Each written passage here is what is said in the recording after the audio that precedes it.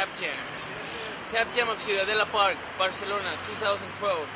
We've been doing this Tap Jam for about, let's say, 6 years.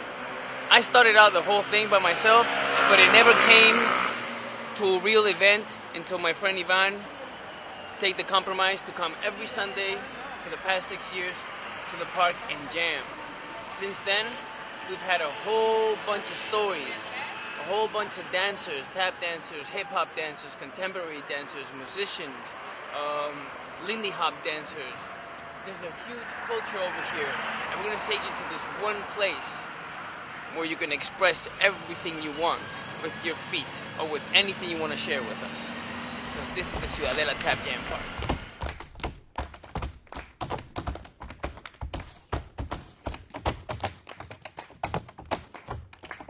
Porque hace 10 años hice una formación para ser bailarín de comedia musical y una de las asignaturas era tap dance. Ese fue el primer contacto. Well, I took up tap because I've been dancing since I'm 10 years old, and when I was 17, I was in Madrid and I was taking a jazz class, and I was coming out of the dressing room, and I saw the tap teacher in the room doing some maxi fours, and it was really cool. And in my childhood, I always remembered of always wanting to dance, but also always hitting the table and doing rhythms and stuff like that. So as soon as I found tap, I just realized that was the perfect dance for me.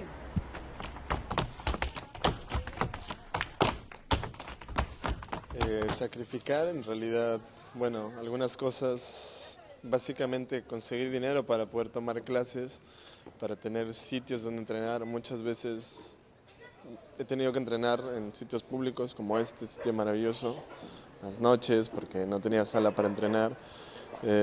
Estar lejos de mi familia también es importante.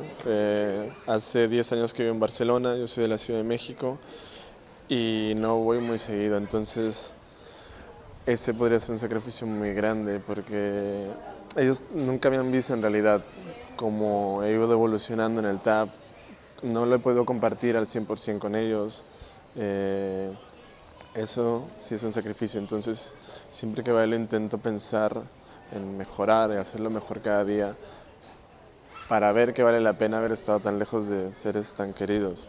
Sacrifices. Well, I wasn't really aware of the sacrifices I was doing because, like my other friend said, Ivan, it's just a huge passion, so it took all my time, it took over everything in life. I mean, my friendships were always based in tap dance and with tap dancers and people that would see me tap. I guess I realized that I wasn't really, and I've never been kind of a normal guy. I didn't like to go out at night. I just rather, wake up and go straight to get on my shoes on and get into a place to dance. So basically, there wasn't any real sacrifice. I mean, I still had friends, although they all thought I was a bit crazy because I occupied most of my time in tap dance. So there isn't a sacrifice when you're such in love with such of a beautiful art form like tap dance. Bueno, he tenido muchas influencias, empezando por mi padre. Mi padre me ha influenciado mucho. En México hay un cantante que se llama Saúl Hernández que me acompañó durante toda mi adolescencia y aprendí mucho de él porque tiene una poesía muy grande cuando escribe. Y bailarines de todo tipo, bailarines de dance, de jazz y de claqué, pues el que más me ha inspirado es Jason Summers.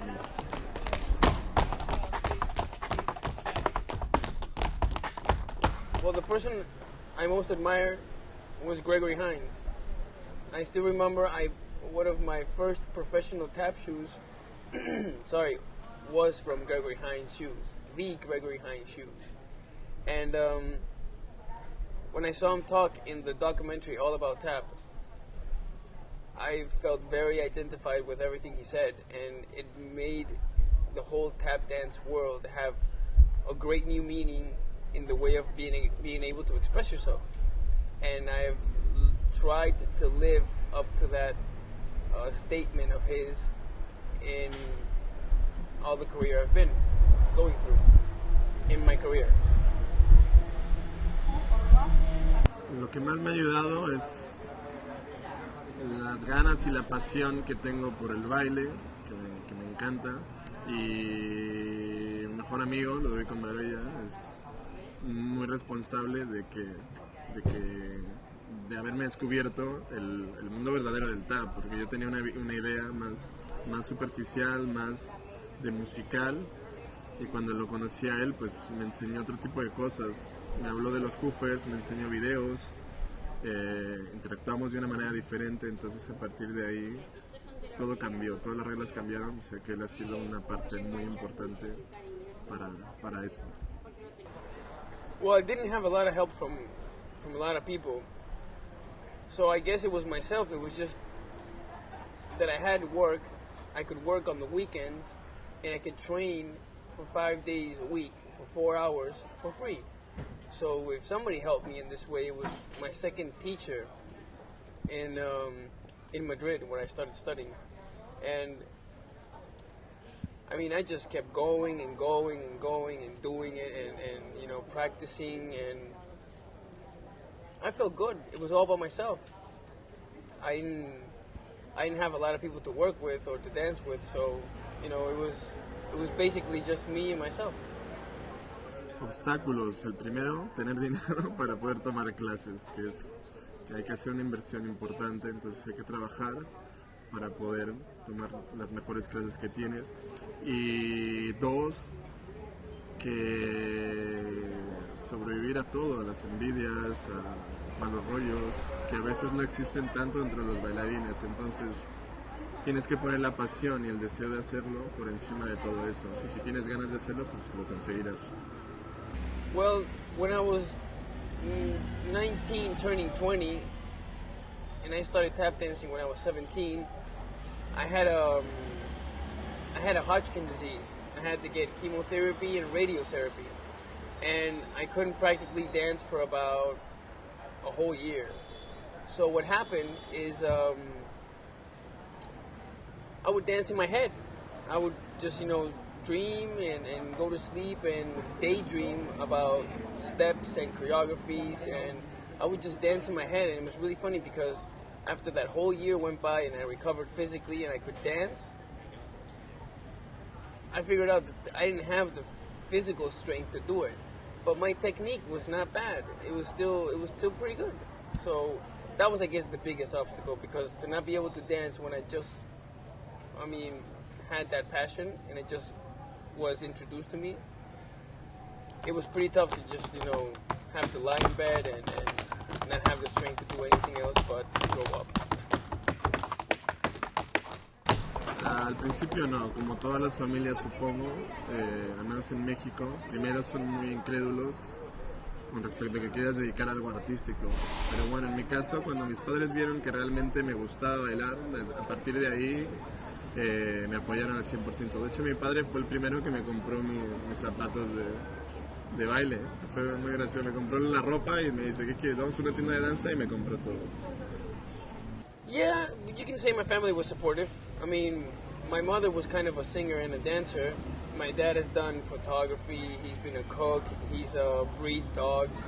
So they were like kind of really free, and they really wanted for me to be happy, so there wasn't a lot of pressure of having to do something in particular.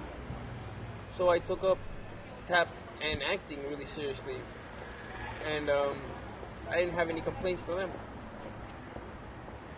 Cuando era joven, mis amigos pensaban que estaba loco, pero no lo sabían describir, porque a veces eran cosas muy espontáneas, pero no bailaba. Empecé a bailar a los 19 años, danza, empecé a bailar jazz, y mi primer contacto con el claqué fue a los 23 años. Entonces, ahora que hablo con ellos, después de muchos años, pues es como que atamos hilos de, claro, ya lo traías desde antes, pero lo descubriste un poco tarde. Well, you know, most of my peers were tap dancers as well, or were in the acting world, so anything that I did artistic was never judged by anybody, and it was very supportive and encouraging. Un porcentaje alto, pero más que nada en inspiración, en ideas, en mirar lo que hace otra gente, sin tener que viajar a otros países, ver lo que está pasando en todo el mundo. Lo que no se le ocurre a uno se le ocurre a otro, o simplemente inspirarte, ¿no? Ver otras épocas, sobre todo a los hoofers, que no viven ahora muchos, no tengo la suerte de estar en su época, pues mediante el YouTube he podido remontarme a oír y ver cómo bailaban, la música que había, cómo vestían, cómo pensaban. Well, learning from YouTube, I mean, I haven't really learned from YouTube. It's just like 7 years ago, I bought my first like real computer, and YouTube had just came out. So it wasn't about learning. It was about learning who were the hoofers, and what lifestyle they have, and what history was in tap related to the jazz music world. So hearing Jimmy Slide talk, or hearing Bunny Briggs, or hearing Chuck Green, or seeing John Bubbles, or Honey Coles and Atkins, and all these wonderful dancers with so many different styles, it just made me realize once again how tap is such of a free art of expression of everybody, of your own person. I figured out that everybody that dances very close to who they are, and you can see that after many years, you can see that the people that dance and that improvise, what they're telling you is they're telling you something about themselves.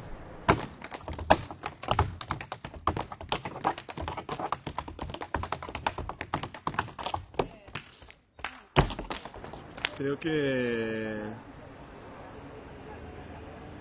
es importante que el tap se adapte siempre a la época en la que está viviendo, en la que está pasando. Lo ha sabido hacer porque por eso lleva tantos años existiendo, seguirá existiendo porque es una tradición muy bonita, además es una tradición que pasa de generación a generación, de persona a persona, pero es importante que se adapte a la época en la que está. The future of tap is saved. I mean, for the past 20 years, I've been seeing, I haven't been dancing for 20 years, but I know that the kids that are now 23, 24, 25 are amazing dancers, and they're perfectly comparable to any of the old hoofers in their good days. So pretty much hearing people like Joseph Wigan in the Cirque du Soleil, or the Syncopated Ladies in the Rihanna video clip, or all these amazing tap dancers all over. Jason Samuels was dancing with this Indian crazy percussionist guy from the Kathak, and so it's saved, and it's beautiful to see that there's a bunch of tap dancers, really expressing tap through their roots or through the stuff they are inspired by. For example, Max Pollack is a great example of how his passion of Latin music has taken over his way of expressing tap. So, basically there's tap for everybody. Tap is out. It's starting to be a headliner, and I think for the next 20 years we're going to be seeing some really crazy stuff, some really stylish and high quality tap dance. So I think it's saved. El tap, wow, es porque ninguna danza me había dado la libertad como persona, como bailarín, de poder expresarme de esa manera, de poder viajar con esa libertad, de poder conocer a tanta gente, tantos sitios, con la única consigna de solo tener mis zapatos en la mochila, y cada vez que me surge bailar, pues poderlo hacer, solo poniéndome los zapatos, que no me lo había podido dar ni el jazz, ni el ballet, ni el hip hop, ni etc. Entonces, a raíz de ahí han salido muchas historias que cada vez han hecho que lo respete más, que lo ame más, que le tenga más cariño, y que lo poco que sé, pues compartirlo a la gente que tengo al lado también. Okay, love tap. What isn't there to love about tap? I mean, it's a great art form. You exercise, you learn about music. It's an amazing vehicle to be able to express all the emotions you can feel. The impact it has on public and on people that see tap is just great. I mean, you can be very happy as a tap dancer, even if you're not the most successful one, because just the fact of getting your shoes on and laying down some steps on some wood always always makes you feel good. So, I love tap, and I love the people that do it, and I love the people that did it, and I love the people that see tap through me, and they get hooked up on it, like Ivan or like the people that come to this tap jam. It's just a great feeling, and I always say, every time I put my tap shoes on, I feel like I'm a very, very lucky person.